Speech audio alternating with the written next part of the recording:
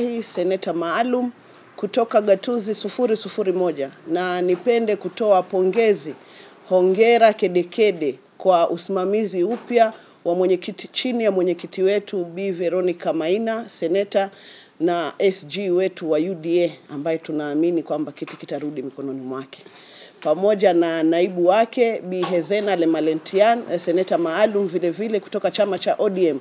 Kwa hakika tuna furaha ya kuweza kupata uongozi mpya katika bunge letu la seneti, katika uongozi wa wanawake. Tumepitia mengi na tunaendelea kuyaona mengi ambayo yametutamausha kama viongozi, wazazi katika taifa letu la Kenya kuhusiana na unyanyasaji, unyanyapaa ambao unaendelea kwa jinsia ya kike katika jamhuri hii yetu. Na kwa hakika tuna imani ya kwamba chini ya usimamizi mpya na ile ari ambayo tumeiona imetoka kwa rais wetu William Samoei Ruto kutenga zile fedha ili tuweze kwenda mashinani, tukazungumzie na tuzungumziane na jamii yetu ni jinsi gani tutaweza kupata data ambayo ni ya uhakika, kwa sababu hivi sasa masuala yanayotokea tunayazungumzia kulingana na vile waandishi wetu wa habari wanatupa matukio katika maeneo yetu ya ugatuzi kule mashinani, ili hali kuna maofisa husika ambao tukishirikiana nao sisi kama viongozi, hususan maseneta katika kikundi chetu hiki, tutaweza kupeana muafaka na suluhu ya kudumu katika matatizo haya. Imezungumziwa masuala ya gatuzi ya Kilifi. Ni muda sasa tumekuwa tukijua kwamba mimba za mapema, kulawitiwa, kunyanyaswa kwa watoto wa kike katika gatuzi ile yamekuwa juu sana, lakini idadi zinapungua kwa sababu wale wanaotendewa dhuluma zile wananyamazishwa na habari kama zile hazifikii katika zile taasisi husika ambazo zitaweza kuwasaidia kupata haki zao. Kwa hivyo sisi tumejitokeza hapa kidedea kusema ya kwamba tutashirikiana na taasisi zote husika, na tunamshukuru pia rais wetu kwa kuweza kutupa miguu, kwa sababu itambulike ya kwamba sisi kama maseneta hatuna mfuko wa kutuwezesha kuenda kule mashinani na kukabiliana na yale mambo ambayo tunaweza kuyatatua katika fikra zetu na uongozi wetu.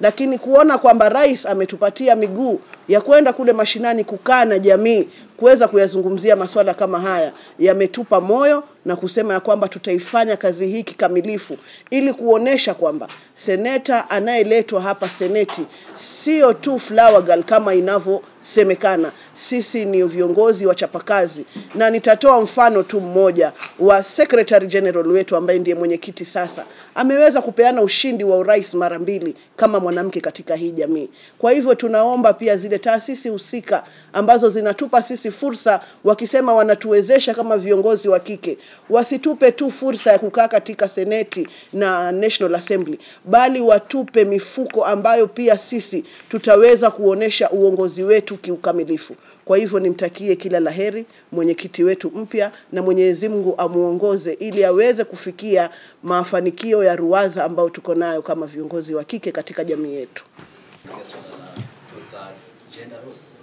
Na vile vile tumeona viongozi vile vile wa kiume katika bunge hili la kitaifa na seneti katika mitandao ya kijamii wanasema si picha nzuri sana. Wajua, mimi nashangazwa sana na jamii yetu jinsi inavyobeba viongozi wa kike tofauti na viongozi wengine. Mwanzo inataka ifahamike ya kwamba kiongozi ni kiongozi, na tumeona kwamba katika gatuzi ya Machakos jana kumekuwa na vita, lakini sijui ni kwa nini tunataka kuipa fursa kubwa zaidi tukio ambalo lilitokea jana katika bunge kuu la kitaifa la Kenya. Mimi ningependa tu kusema ya kwamba katika uongozi kuna mambo mengi, na sisi wanawake ni wale huwa tunasema wacha tufanye itutoke. We don't scheme, we don't do anything. We just do it right there and finish and wrap up everything that we have. Ni mambo ambayo yamefanyika na yametendeka, na si kwamba yametendeka tu kwa viongozi wa kike. Tumeona Machakos viongozi wamepigana, tuliona Kisii, tuliona Nyamira, watu wamepigana katika county assemblies ndani.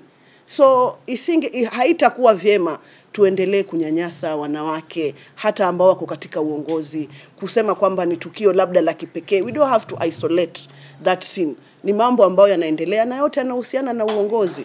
Jumla ya kuwa hatukupendezwa sisi na hata wao wenyewe. Dada yetu ambaye ni mtoto mdogo amejitokeza na kaomba msamaha wananchi Kwa hivyo katika uongozi kuna mambo mingi, na isiwe basi tu mnazungumzia mtoto wa kike, kwa sababu hata hii kampeni ambayo tunaenda kuifanya kule mashinani kama KEWOSA, kama viongozi wa kike, sio kampeni ya mtoto wa kike peke yake, ni kampeni kwa jamii. Tuweze kuzungumza, tujadiliane, tumekosea wapi kama jamii, na tuuzibe huu ufa kabla tujenge ukuta.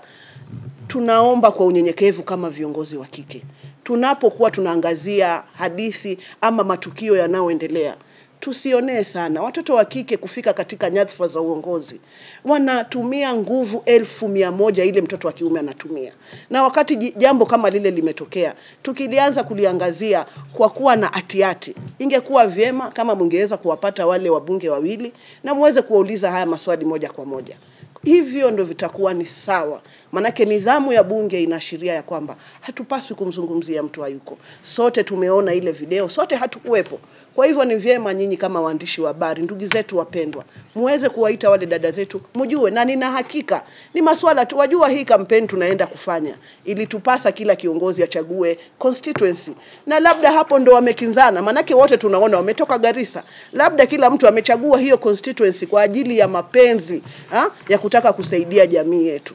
So ni vyema na ni bora zaidi mimi kama kiongozi wa kike ni waombe waandishi wa habari, muko na uwezo wa kuwafikia, muwafikie ili mpate kujua kutoka kwao wao wenyewe ni kitu gani. Lakini naeka wazi kwa wananchi wa Kenya kwamba si viongozi wa kike, na wale ndio wa kwanza tumeona, lakini wale wanapigana zaidi katika hii taifa kwa uongozi ni wanaume. Kwa hivyo tuweze tu kurejesha nidhamu na sanity, na tuweze kusongea mbele kama jamii ambayo inajielewa.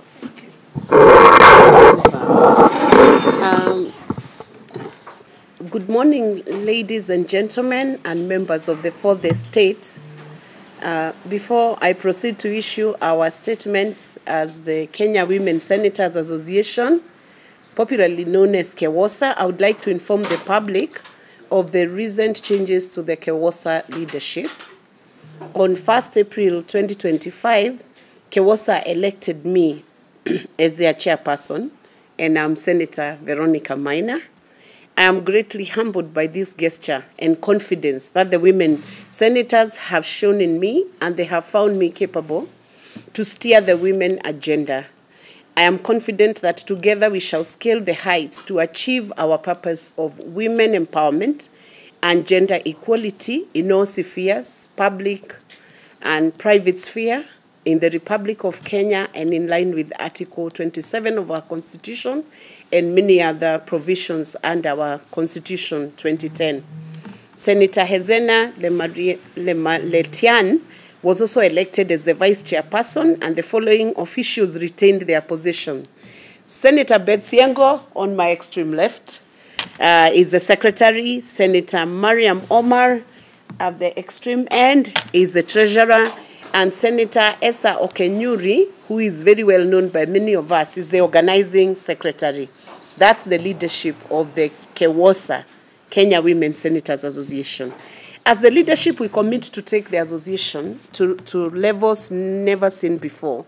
And we shall not leave any woman leader behind as we forge forward with a common purpose. And now to the issue, the pressing issue of gender-based violence and femicide in our country. We issue this press statement with great sorrow and outrage over the disturbing rise in violence and cultural oppression against women and girls across Kenya. Over the past few months, a string of brutal incidences have laid bare harmful practices that continue to endanger the lives and dignity of women. We totally appreciate that our president, His Excellency William Ruto, has heard our cry as women and taken this opportunity, and we take this opportunity to thank His Excellency the President, who has reiterated the government's commitment to tackle gender-based violence, and under his leadership, he has seen that cash 100 million has been allocated for campaigns against GBV and femicide. We will support the president by going back to the community to sensitize men and women, boys and girls on these issues that are bedeviling us today. Femicide in Kenya is a systemic issue rooted in a society that encourages and perpetuates violence. violence against women as a method of control and discipline. While the statistics may not be accurate due to poor data collection and skewed reporting, in 2024, Nairobi, Kiambu, and Nakuru counties seem to be leading in these fatal cases. Kirinyaga, Kisii, Kitui, Kisumu, Meru, Machakos, and Nyeri follow closely in that order. Recent examples, however, are cross-cutting in various counties. We are still mourning the shocking and senseless killing of Gala Aden Abdi, a 17-year-old girl from a refugee family in Dadaab, who was brutally murdered and her body set on fire in Wajir County for refusing to be married off to a 55-year-old man. This vile act reveals a systemic failure to protect girls from forced marriage and gender-based violence. In Baringo County, a 23-year-old woman was hacked to death by her estranged husband in front of her children, her only crime being the desire to move on with her life. In NYAMIRA County, Helen Mogaka, a widow, was violently assaulted and subjected to humiliating rituals simply because she refused to partake in burial practices forced upon her by her late husband's family. In Kilifi County, teenage pregnancies linked to defilement and incest have reached crisis levels, with girls as young as 12 years old being forced into silence due to fear and stigma. Kilifi County, administrators in Kilifi County, something needs to change. In Kajiado County, outdated cultural rites continue to subject girls to female genital mutilation, FGM, particularly during the school holiday seasons. In Kisii County, there have been recent cases of widows forcefully evicted from their matrimonial homes after the deaths of their spouses. They are stripped of dignity, property, and protection. These acts are not tradition. They are not culture. They are violence, and they are criminal. Kenya is progressive in terms of legislation, but we must ask ourselves, what happens when it comes to implementation? Where are we dropping the ball? The Constitution of Kenya guarantees equality and protection from discrimination. The Protection Against Domestic Violence Act recognizes a myriad of actions that amount to abuse and that are punishable offenses. Yet too often, our women and girls suffer in silence and justice remains elusive. It is time to say enough is enough. Women are not cultural lyrics to be punished for their independence. Widows are not to be inherited, silenced, or humiliated into submissions. Girls are not bargaining chips for family honor. They are human beings worthy of safety, respect, and justice. Let us be clear. Violence against women is not culture. It's a violation of the law, and it must be treated with the full weight of the justice it deserves. Let this statement serve as a call to action for the government, for parliament, for law enforcement, and for every citizen of this great republic. Let justice speak louder than tradition. Let our girls dream in peace and our women live in dignity. And this is Miss Senator Veronica Maina, the new chairperson of Kenya Women Senators Association. I'm going to take this opportunity now to give a chance to my colleagues and executive committee members to chip in their word, even in local languages, about the statement we have given today to support women empowerment, gender equality, and freedom from any form of violence based on gender. Thank you very much, members of For the State. I am Senator Beth Siango, the Secretary for Kenya Women Senators Association. Mine is only to add very little on what our new chair has said, that gender-based violence is not only to the female gender. Sometimes our boys are also suffering. And I would call on Kenyans, please, let's take care of our children, both women and men. It is very important as female senators, we are mothers, we are leaders, we come from families, and we would want our families in Kenya to live in peace. Peace starts from home. Let's bring up our children with good values, and we embrace love and peace in this nation.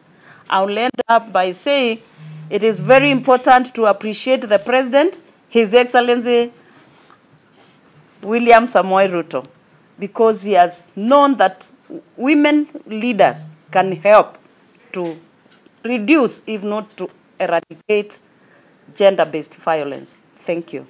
Good morning, everyone. And let me add on what other members have said.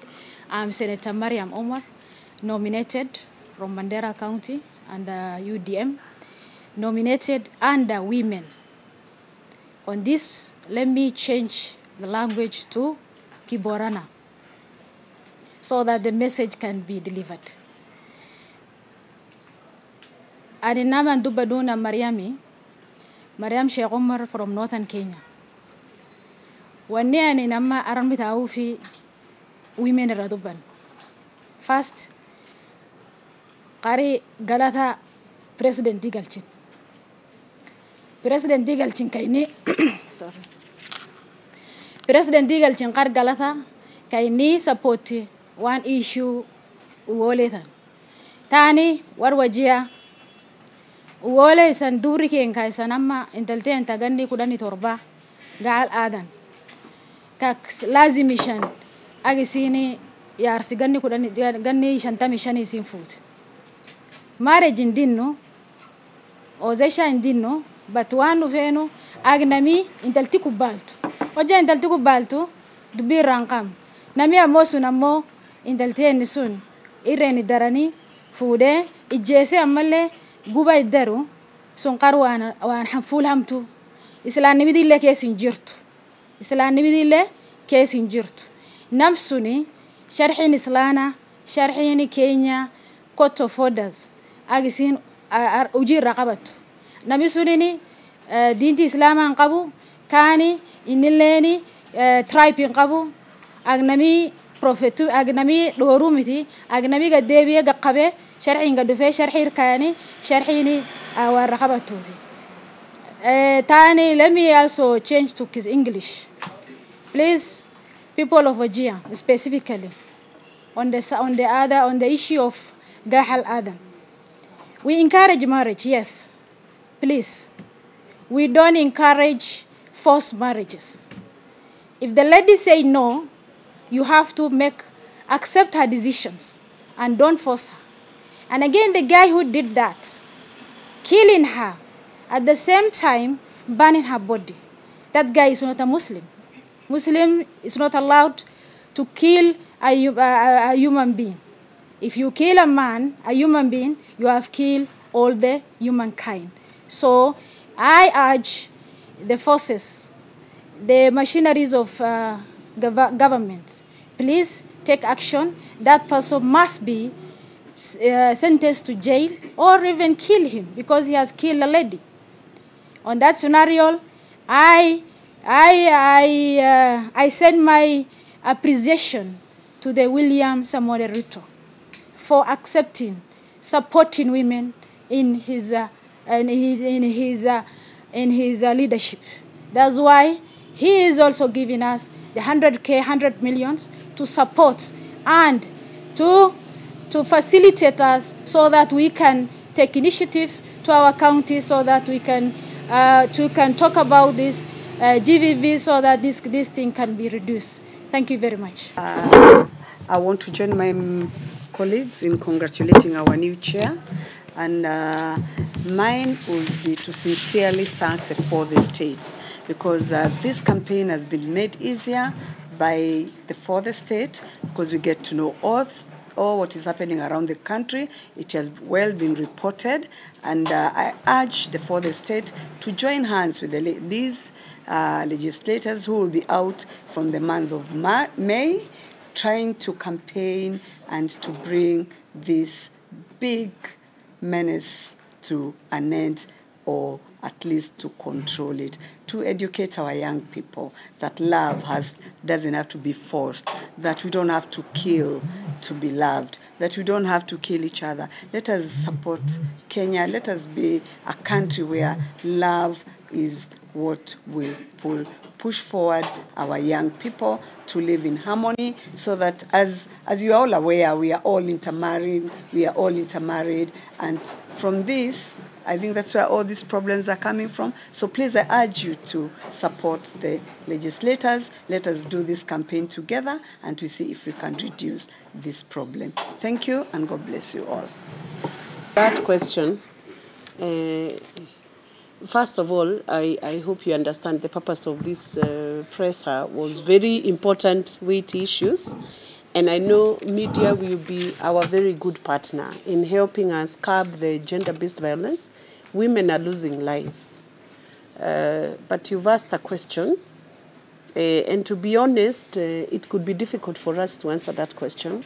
Because first of all, we don't support any form of violence or any form of expression that goes towards blows and kicks as a means of communication. So as KEWOSA, blows and kicks is not a way, a slap is not a way for even a husband to express himself to the wife. And blows and kicks are unacceptable. In a modest, civilized society, we should always have a way of communicating and expressing our displeasure of anything that comes across to us. As you know, as anything that comes across to us, we must have a way of expressing that displeasure without using violence.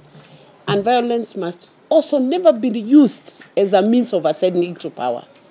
That's why we want, even when it is time for voting, we want citizens to walk to polling stations calmly with your water or with your child, go cast your vote, and walk back to your home while holding your 5-year-old and 2-year-old. So we don't support any form of violence. And we would really say we apologize for whatever happened yesterday, though we were not there. We were not there, and we should not, as for the state, build, let's not build a whole mountain out of a small molehill. Let's not build it. Let's de-escalate. Your agenda should always be de-escalate.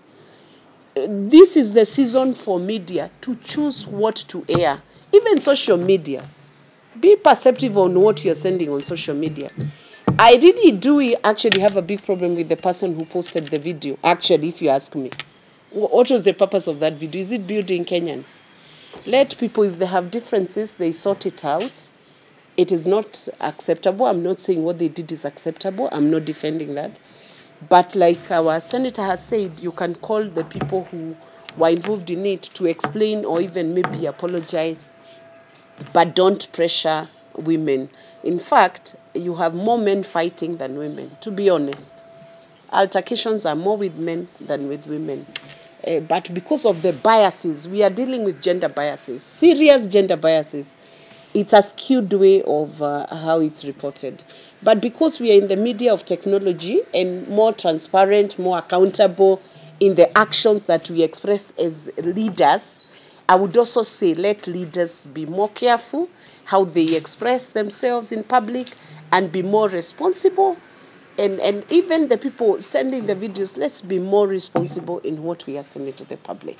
I think that should settle that issue. So let's go back. We came to say we have a new KEWOSA, revamped and ready to serve the women of Kenya. And this time around, we are hoping and praying and trusting we will push the 2/3 gender rule to full implementation in Kenya. Thank you. Gatira men and women. Na igatu gatira boy and girl child. Na turi haha ni twagirire tuge ati ni turacokeria president witu ngatho muno ni undu wa gukorwo atuhete nafasi ya gwika campaign cia kuregana na uhoro wa uria atumia maroragwo na iritu maroragwo na kuregana na maundu maria mothe marahana ta kurehe gender based violence community-ini itu na nituonete uria airitu mahinyiriirio no rais witu ni atuteithitie muno President William Ruto akahe women leaders milioni igana nigetha to make sure campaign ici tutige kuona airitu makiuragwo na ona arume mundu wothe both genders matige kuragwo no horo wa kuringana na gender based violence uria ikagwo in different counties na niturorete tukangazia andu aria makoretwo moragitwo ta muiritu irororagirwo kuria Dadaab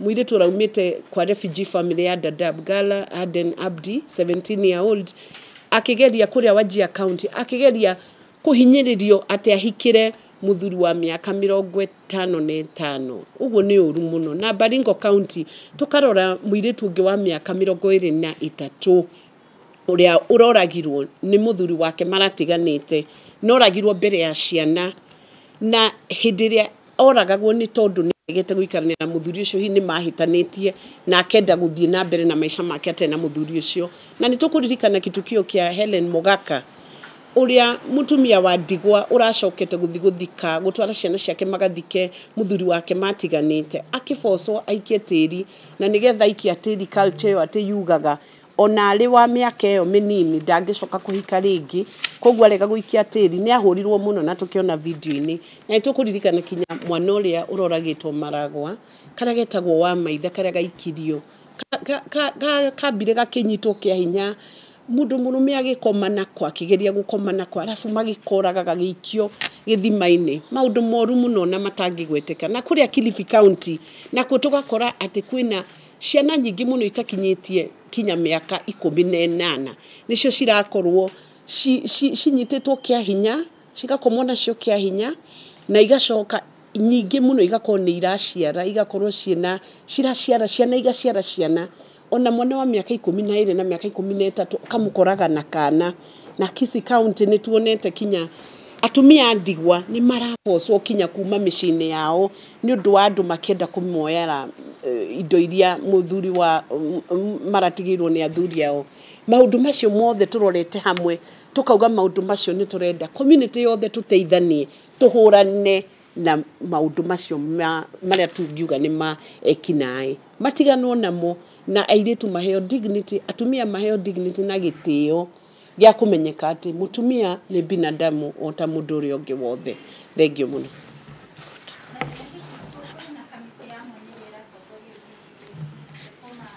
Nancy Baraza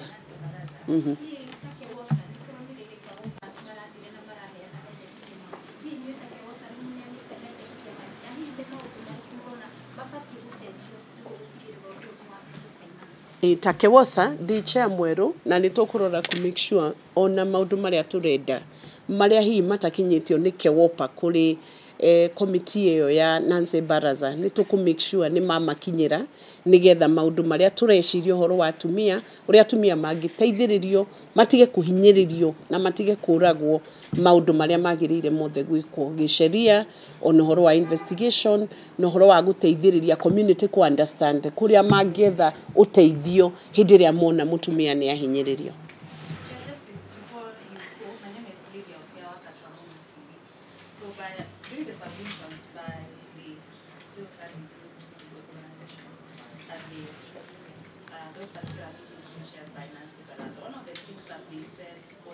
Yes, there are things that govern GBB, but are not being implemented in the right way. So what are you going to do as the leaders to ensure that these laws are actually implemented? Because that was one of the biggest crises we have spoken on various issues, but one of the things we would want to do is to ensure that we sensitize even officers and key stakeholders on how to be more gender sensitive and how to, when complaints are brought before them, how to manage those complaints so that they are not dismissed. You know, there are some officers who are seated in offices, even government offices, who when a woman reports an offense, like in police stations, and that's why we need gender-responsive desks in all the police stations, they will be dismissed as this is just a domestic squabble. And that domestic squabble, behind it, behind the veil, you'll find a woman who is being battered, assaulted, struggled at night. And when they go to report, sometimes they are told, can you go and sort out your issues? Or they are reported to chiefs, and the chief says, go and try and sit with wazee. Yes, people can sit with wazees, but don't sit when somebody is being strangled or suffocated or being beaten senseless, or even being threatened with death threats because of holding maybe onto properties.